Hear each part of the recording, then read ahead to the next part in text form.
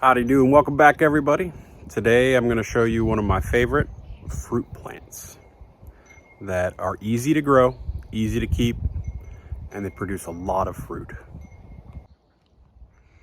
Here we go. We got currants. This is the fruit that of which is easy to keep. We've got 3 different varieties just right here. We've got 2 black currant bushes. Let's see if I can get a better angle on that.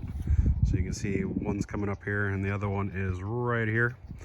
So they're black currants, really smoky, deep in flavor. It is not everybody's cup of tea. This is not a berry that I would choose to eat right off of the bush. You can, but to me the flavor is so potent it's hard to palate for me. But my kids, they'll go up to the bush and they'll pluck them and eat them, especially when they're ripe and ready to go. You can see it looks like on camera they're pretty dark, but actually I've already picked over this bush. This one here was definitely ready. I had to taste test them in order to figure it out. I started picking on this second one here and had forgot to taste test it, and halfway through I popped one in my mouth and it was bitter and left a funky flavor in your mouth because it wasn't ready. But this here had some sweetness to it, and like I said, the really deep, unique flavor that they produce. This is the black currant, of course. Very good, very bountiful. I probably have about 3 cups of berries from this bush, and not very much from that bush, really. That one, I was picking it over for the first time, and usually when you pick over any bush, the first berries that are ready, it's not really a lot. I guarantee in less than a week, this bush will probably be picked over the next picking. It's going to be just probably 5-6 cups of berries. So, but like I said, this one works mostly for jams, jellies, probably baking into pies. We really haven't tried them out very much. I want to try turning these into basically raisins, drying them out. And what happens when you dry out something, when you think about it like a raisin, when you do grapes, they dry out and the sugars concentrate and they really become a lot more sugary, and they change the flavor entirely for a grape to a raisin. So I'm wondering what they'll turn into, because these are dark currants. They're super popular in Europe. Yeah, they use them dried, they throw them into breads, they do all kinds of stuff with them. Jams and jellies, again, are probably their most common form when they're these dark currants. So I have now over here, this one isn't done at all, or I should say, isn't ready at all.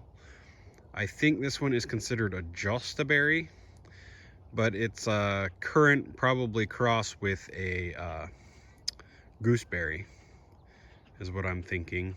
I think it's called a Josta berry. They are significantly larger. Let me get in here. I can pluck one of them. All right. So this is what I have off of that bush. It's pretty big, probably about the size of an average marble.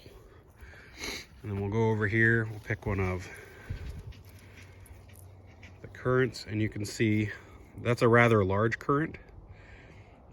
And it is almost the same size, but that's a really large currant. Your average currant's actually only going to be, here we go. There we go. That's a better representation of what you're going to get out of a currant. So it's going to be fun to see how these turn out. This is the first year that this bush will have produced anything that's edible. So yeah, I'm excited to see what that does. And again, that's this bush here. It's you could tell it doesn't quite look the same. The branches kind of come out and then they flop over. They don't really stand on their own too well. I'm thinking that I should probably put them in a tomato hoop. You know, those stands that come up and they have hoops along with them. So maybe that's what I'll do this fall, is I'll put them into like a tomato cage. So, and then over here, I just finished picking this. This is a red currant bush. This is a currant that is really popular in the US, or used to be popular in the US. It is definitely what I would consider a table fruit. It's something that I can pluck right off of there and pop right into my mouth, and it tastes really yummy. It doesn't have the same flavor as those black currants. This I would compare kind of like a cross between a raspberry and a grape. It's really, again, a unique flavor. Probably not for everybody, but it's definitely got that sour and sweet. I like them. They're really good. I pop them in my mouth and eat them. They're really good.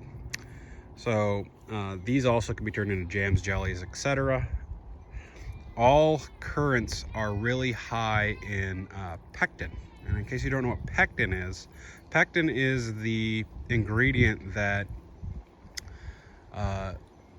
for a lot of your jellies and jams, you have to add it to, say, we'll go with strawberry. You have to add pectin to strawberry jelly or jam to get it to do that unique solidification where it's slightly stiff but still spreadable. If you add too much pectin, you can turn it into a brick, basically turn it into jello. But these are unique because they contain a lot of pectin, and if I remember my wife correctly, she said that you don't really have to add pectin to them, and if you do, it's only a very little amount of pectin to get them to do what you need them to do to make jams and jellies. So great easy beginner stuff on that is what I would consider an easy jam jelly beginner berry, because you don't have to add your pectins. You can actually just condense them down and turn them right into jelly, from what I understood. But anyway, yeah, these are really yummy, super delicious. Let's see if I can get that camera to focus. So you can see it's a little bit translucent. These ones were really popular in the US back in the day, until they found out that there was a particular disease that required these bushes to transmit to white pine. I think it's called white pine blister, in fact. And what it is the fungus goes from the tree, turns into a particular type of spore, then it has to go to these type of plants, and it's the category of plant, rather, not just specifically currants, but the same category that currants and jostaberries and gooseberries all are in. And then it becomes a spore on these, which it didn't really harm these particular types of plants, but it was a death sentence to white pine. So the US waged war upon the currant bushes and etc., that particular plant style, and they were basically removed from our tables back in the day. So anyway, yep, again, my favorite type of bush and super plentiful. Oh, and I forgot to mention, this particular bush is only in its second year of production.